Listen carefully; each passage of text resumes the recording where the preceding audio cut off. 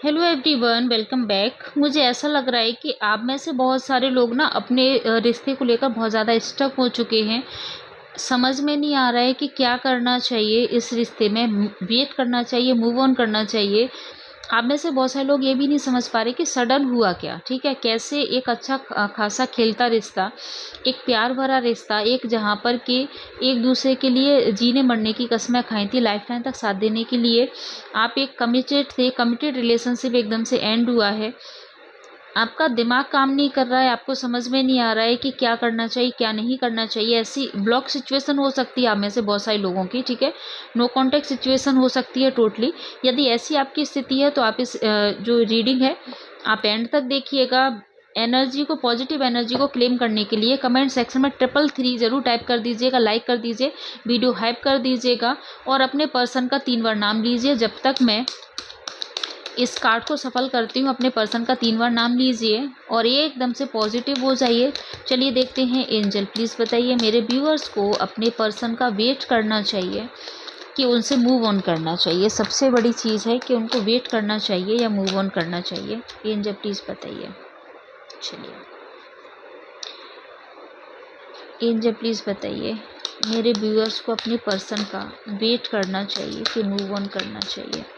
Angel please बताइए मेरे viewers को अपने पर्सन का वेट करना चाहिए या मूव ऑन करना चाहिए।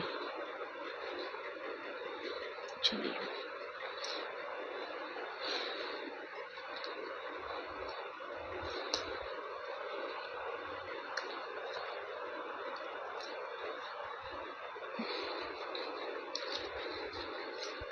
आई होप आपको कार्ड्स दिखाई दे रहे होंगे और आपने एनर्जी क्लेम कर लिया होगा, शेयर कर दिया होगा, हाइप कर दिया होगा, कमेंट कर दिया होगा। ठीक है, चलिए देखते हैं।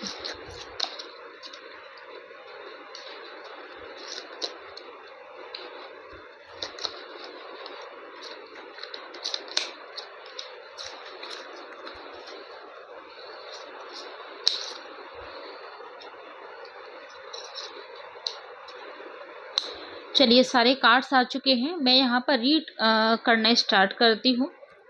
मैं यहाँ की एनर्जी से लेती हूँ इस रीडिंग को। ठीक है, आपके पर्सन, बिल्कुल ध्यान से सुनिएगा, बिल्कुल एकदम से पॉजिटिव होके सुनिएगा और इस तरीके से सुनिएगा कि एंजल, यूनिवर्स ही आपको गाइड करने के लिए आई हैं, क्योंकि उनसे आपका दुख नहीं देखा जा रहा है। जो आपकी सिचुएशन है ना, वो यूनिवर्स नहीं देख पा रही है, क्योंकि आप बहुत दिल के प्योर हो। आपने आज तक किसी का बुरा नहीं किया है, आप एकदम से सबकी हेल्प करते हो। आपने अपने पर्सन के लिए भी जी जान लगा दी, आपने अपने पर्सन को कभी चीट नहीं किया। 24 आवर्स आप उसके लिए अवेलेबल रहे। आपने इतना उसके लिए किया है जितना कि आपने शायद अपने मतलब मदर और फादर के लिए भी नहीं किया होगा। ठीक है, इससे ज़्यादा मैं क्या ही बोलूँ कि आपने उस पर्सन को अपना इतना बेस्ट दिया, इतना बेस्ट दिया, वो आपकी लाइफ की टॉप प्रायोरिटी था और सडन उसने आपसे बात करना बंद कर दिया। आप एकदम से टूट गए, आपको समझ में ही नहीं आया कि मतलब क्या हुआ, सडन क्या हुआ, उस व्यक्ति ने आपको क्यों छोड़ा, क्या हुआ, मतलब कैसे हुआ, इतना अच्छा खासा रिश्ता कैसे खराब हो गया। तो यूनिवर्स आपसे कहने आई है कि आपको परेशान होने की ज़रूरत नहीं है। इस टाइम पर आपके पर्सन के ऊपर ब्लैक मैजिक किया गया है थर्ड पार्टी के थ्रू। बिल्कुल डेफिनेटली थर्ड पार्टी सिचुएशन है आप दोनों के रिश्ते में। अब ये उनकी वाइफ हो सकती है, उनकी मदर हो सकती है, या कोई ना कोई ऐसा पर्सन हो सकता है कि जहाँ पर कि आपके पर्सन खुद ही गए थे आपको छोड़कर। ठीक है, मैं ये नहीं बोलूँगी कि उसने ब्लैक मैजिक करके या वशीकरण करके आपके पर्सन को बुलाया, बिल्कुल नहीं बोलूँगी। जानबूझ के ये व्यक्ति गया था।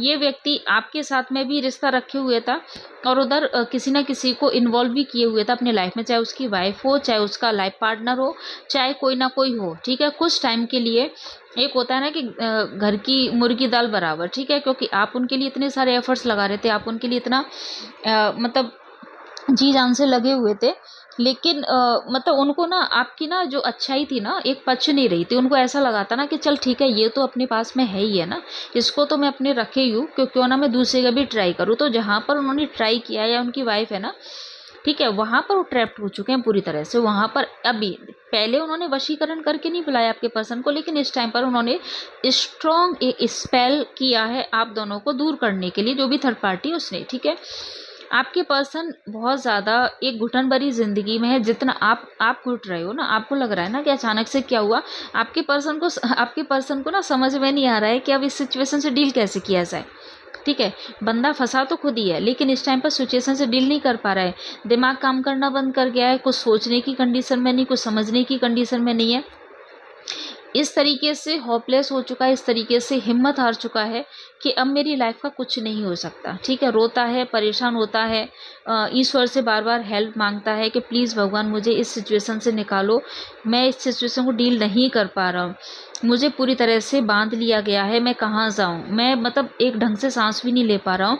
इस तरीके की एनर्जी में हो और भयंकर वाला स्पेल है आपके पर्सन पे। ठीक है, नो डाउट इमेच्योर तो बहुत ज़्यादा रहे आपके पर्सन। स्टार्टिंग से ही आपने भी फील किया होगा कि पहले तो वो कमिटमेंट ही नहीं दे रहे होंगे, पहले तो आपके पीछे पड़े होंगे। ठीक है, मैं इतना देख पा रही हूँ, आप उनके पीछे नहीं गए हो, एक्चुअली वही आपके पीछे पड़े थे। और इस हद तक पीछे पड़े थे कि आई लव यू बाबू, सोना, मैं तुम्हारे बिना नहीं रह सकता, डार्लिंग प्लीज़ मुझसे थोड़ी सी बात कर लिया करो, 2 मिनट के लिए बात कर लिया करो। अच्छा तुम्हें मुझसे प्यार नहीं है तो ठीक है, हम लोग फ्रेंड बन के रहते हैं, लेकिन मैं तुम्हारे बिना नहीं रह सकता हूँ। ठीक है, इस तरीके की काफ़ी उन्होंने बातें की हैं। उन बातों का असर ही हुआ कि धीरे धीरे आपके मन में भी उनके लिए फीलिंग आ गई। लेकिन फिर भी आपने कहीं ना कहीं फील किया होगा कि ये व्यक्ति ठीक है, केयर तो करता है, थोड़ा खाने पीने का भी ध्यान रखता है, पूछ भी लेता है कि तुम कैसी हो, तुमने खाना खाया कि नहीं खाया, अच्छे से नींद आई कि नहीं आई, स्टडी अच्छे से करो या काम अच्छे से करो। ठीक है, थोड़ा सा तो आपको लगा होगा। लेकिन आप जब डीप लेवल पर बहुत ज़्यादा सोचे होंगे ना इस व्यक्ति के बारे में, तो आपको ऐसा फील आया होगा कि व्यक्ति कहीं ना कहीं इमेच्योर है। ठीक है, बहुत ज़्यादा डिसीज़न नहीं ले पाता है, मैच्योरिटी से डिसीजन नहीं ले पाता है, जल्दबाजी में डिसीजन लेता है, हमेशा कुछ ना कुछ फाइनेंशियल क्राइसिस रहती है हमेशा। यदि कोई कॉलेज गोइंग स्टूडेंट है तो मतलब आपका पर्सन यदि है तो मतलब आपके दिमाग में ये भी आता होगा कि मतलब पढ़ाई में भी इसका मन नहीं लगता है, बिल्कुल बचकानी सी हरकतें करता रहता है। कभी कभी आपको फील हुआ होगा, यदि फील हुआ तो कमेंट सेक्शन में मुझे ज़रूर बताइएगा। ठीक है, एफर्ट्स नहीं लगा पाए, और ये कहते ना कि एक किसी पर्सन की चाह में कि हाँ मेरे लाइफ में चलो ये तो है, ये तो अभी पट गई, ठीक है, या पट गया, चलो मैं कहीं दूसरी जगह ट्राई करता हूँ। एक मतलब होता है ना फन के लिए, ऐसा नहीं था कि आपको धोखा देना था, एक फन के लिए उन्होंने और आपसे उन्होंने मूव ऑन किया। ठीक है, कुछ चीज़ें, कुछ कमियाँ आप में देखकर, कुछ एलिगेशन आप में लगा के आपसे मूव ऑन किया। उसका नतीजा ये हुआ कि स्टार्टिंग में जो आपकी बहुत सारी बातें, जो एफर्ट्स आप लगा रहे थे, जो कॉल आप करते थे, जो मैसेज आप करते थे, जो मिलने की जिद आप करते थे, धीरे धीरे आप भी उस वाले रिश्ते से पक गए बुरी तरह, और आपने भी धीरे धीरे सारी चीज़ें ये करना बंद कर दिया। ठीक है, आपको भी ऐसा लगा कि मैं अब क्या करूँ, मैं इस रिश्ते में क्या करूँ, मैं मतलब एफर्ट्स लगाऊँ कि नहीं लगाऊँ। आप इतना परेशान हो गए थे क्योंकि आपको उधर से कुछ भी आउटपुट नहीं मिल रहा था, आप दे ही दे रहे थे, आपको कुछ भी वहाँ से मिल नहीं रहा था। ठीक है, आप एकदम से खाली होते जा रहे थे, आप ड्रेन होते जा रहे थे, आपकी एनर्जी ड्रेन होती जा रही थी। आपके पर्सन देखिए प्रेजेंट में अब याद करते हैं आपको, फ्यूचर देखते हैं आपके साथ में, सोचते हैं, वो पास्ट के बारे में भी बहुत ज़्यादा सोचते हैं। उनको लगता है कि पास्ट में उनसे क्या गलतियाँ हुई, उन्होंने क्या क्या गलतियाँ की, उन्होंने कैसे आपको डिच किया, उन्होंने कैसे आपको छोड़ा, उन्होंने किस तरीके से आपको चीट किया। ठीक है, अभी वो बहुत सारी बातों को एनालिसिस करते हैं, बहुत सारे थॉट्स उनके दिमाग में आते हैं। मतलब दिमाग में उनका मतलब ऐसा होता है कि उनका कभी कभी बहुत ज़्यादा घबराहट हो जाती है कि मुझसे ये क्या हो गया, बहुत ज़्यादा रोते हैं, परेशान होते हैं, मिस करते हैं। ठीक है, चीज़ों को बैलेंस करेंगे क्योंकि इमोशनली बहुत ज़्यादा आपकी उनको याद आ रही है। ठीक है, इमोशनली बहुत ज़्यादा खुद को ड्रेन फील कर रहे हैं। इस बीच में उन्होंने काफ़ी दान पुण्य भी किया है, मंदिर भी गए हैं, भगवान से भी प्रार्थना किया है।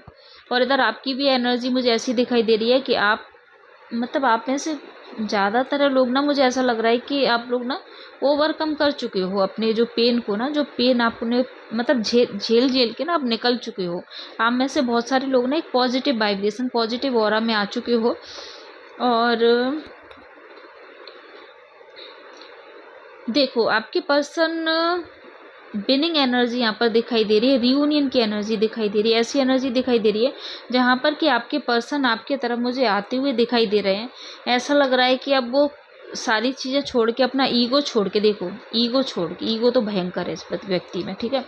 ईगो छोड़ के आपके तरफ आएगा, खुद कन्फेस करेगा, आपको फिर से मनाएगा, आपके फिर से पीछे पड़ेगा कि प्लीज़ बाबू, प्लीज़ डार्लिंग मान जाओ, मुझसे जो भी गलती हुई मुझे माफ़ कर दो, मैं बहक गया था। आपको पूरी तरह से, आपको अपने मतलब कहते हैं ना कि अपने प्यार में लाने की कोशिश करेगा, पूरी तरीके से आपको विश्वास दिलाने की कोशिश करेगा, ठीक है। तो रोएगा भी। आप में से बहुत सारे लोगों के पर्सन काफ़ी ना रोने वाले हैं, मैरिज का कमिटमेंट भी दे सकते हैं आने वाले टाइम में। तो मुझे ऐसा लगता है कि एक कार्ड और निकाल लेती हूँ, ठीक है। चलिए, मैरिज का कमिटमेंट भी देने वाले हैं। मुझे ऐसा लगता है कि 4 डेज़ में आपके पर्सन का कोई ना कोई कॉल या मैसेज या कुछ ना कुछ पॉजिटिव वाइब्रेशन, पॉजिटिव कोई ना कोई मतलब एक एफर्ट्स आपके पर्सन की तरफ से आपके लिए आ जाएगा। तो मुझे ऐसा लगता है कि सारी कार्ड्स की रीडिंग को या एंजल जो भी मुझे गाइड कर रही है उसके अनुसार मैं कह सकती हूँ आपको अभी वेट करना चाहिए। आपको कम से कम आपको 1 मंथ आपको वेट करना चाहिए। आपको उस इंसान के तरफ, क्योंकि आपने भी उनको बहुत ज़्यादा प्यार किया है, आपके लिए मूव ऑन करना आसान नहीं होगा। तो आप कम से कम 1 महीने वेट कीजिए। 1 महीने के अंदर आप में से मुझे लगता है कि 60-65% लोगों का पैचअप हो जाएगा, रियूनियन हो जाएगा। ऐसा मुझे बहुत ज़्यादा स्ट्रॉन्ग एनर्जी आ रही, स्ट्रॉन्ग वाइब्रेशन आ रही है। यदि आप किसी और भी टॉपिक में वीडियो चाहते हैं तो प्लीज़ आप मुझे कमेंट करके ज़रूर बताइएगा। एनर्जी को क्लेम ज़रूर कर लीजिएगा, अदरवाइज़ फिर ये एनर्जी आप पे काम नहीं करेगी। मिलती हूँ किसी नेक्स्ट वीडियो में, तब तक के लिए बाय बाय, टेक केयर।